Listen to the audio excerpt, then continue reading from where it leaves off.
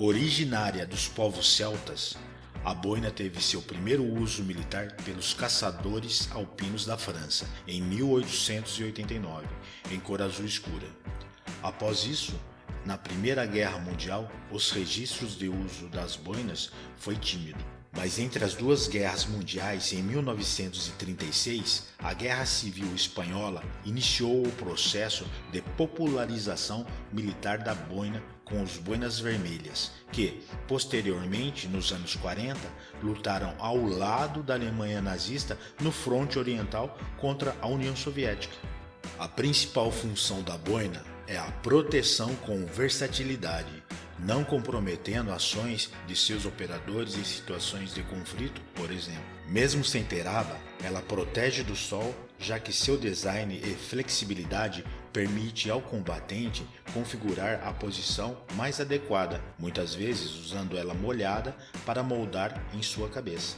Além de ser um acessório clássico e elegante, a boina supera outras coberturas por causa de sua operacionalidade, pois protege dos raios solares, não atrapalham em abordagens, não limitam a área de visão superior como as outras coberturas de pala. É uma peça que impõe respeito e excelência na composição do fardamento, tanto em situações de risco como em solenidades. Boina preta. Há controvérsias sobre a origem da boina de cor preta. Uns alegam invenção alemã, outros inglesa, mas a verdade é que a explicação da origem é a mesma.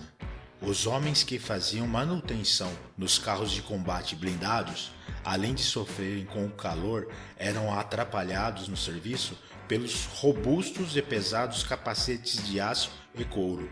Então, os oficiais determinaram o uso da boina a estes combatentes.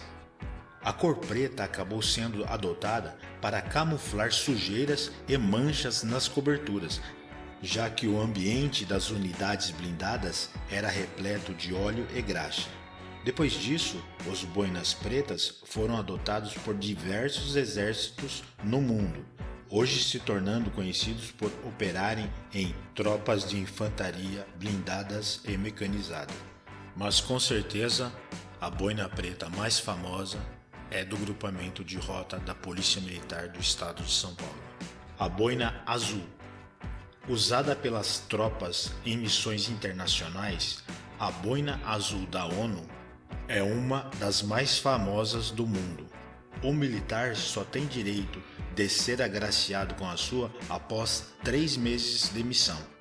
O Instituto Boina Azul tem por finalidade juntar militares e ex-militares participantes das missões de paz das Nações Unidas em diferentes países, para promover o exercício de atividades voluntárias de atendimento às necessidades humanitárias de segurança, de saúde, cultural, educacional, social, socioambiental para a população localizada nos países e no estrangeiro, atuando em integração com a sociedade, entidades não governamentais, empresas privadas, órgãos públicos e imprensa.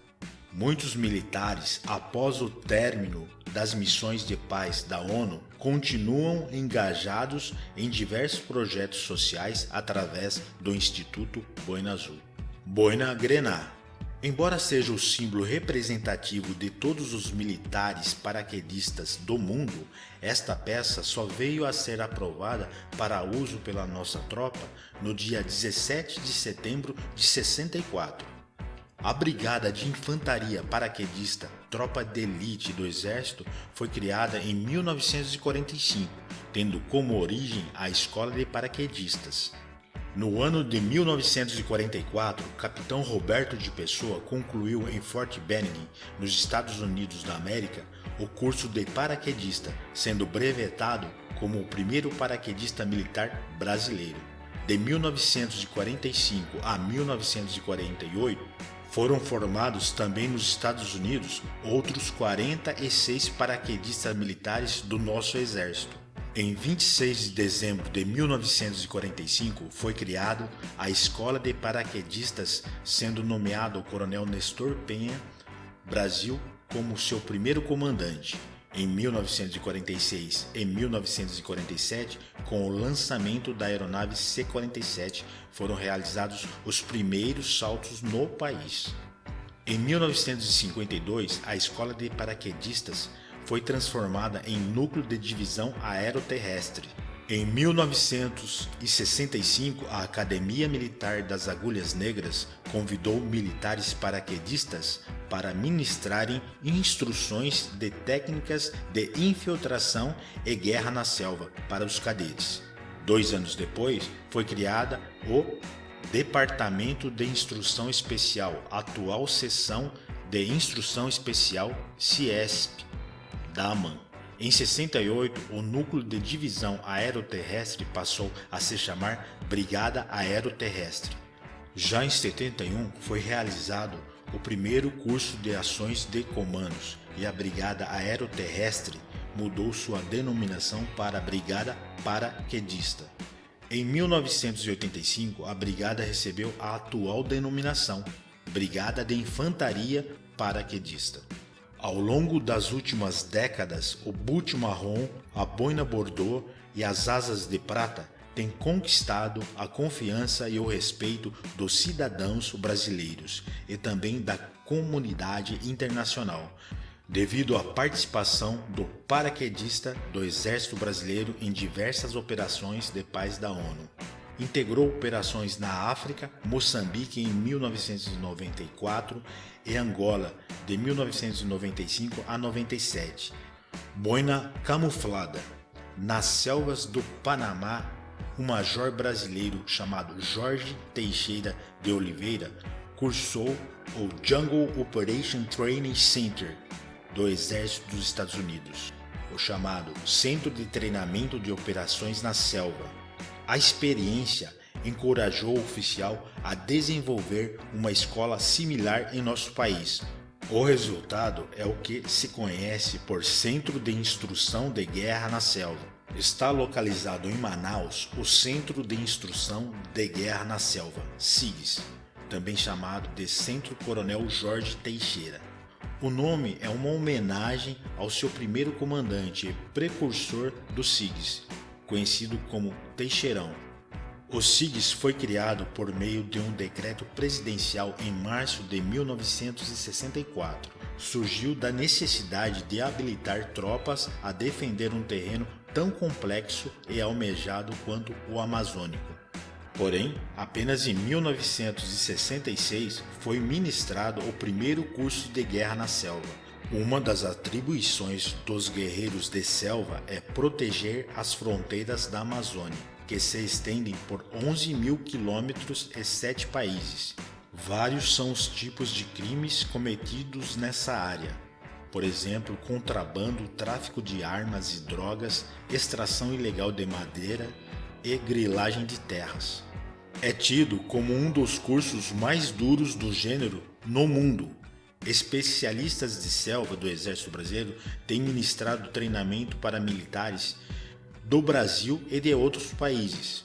Agora, mais de 40 anos depois, a parceria entre Estados Unidos e o Brasil completou o ciclo, com as Forças de Operações Especiais dos Estados Unidos participando e se formando no treinamento de guerra na selva, de classe mundial, que as Forças Armadas Brasileiras criaram. O curso é organizado em 4 fases.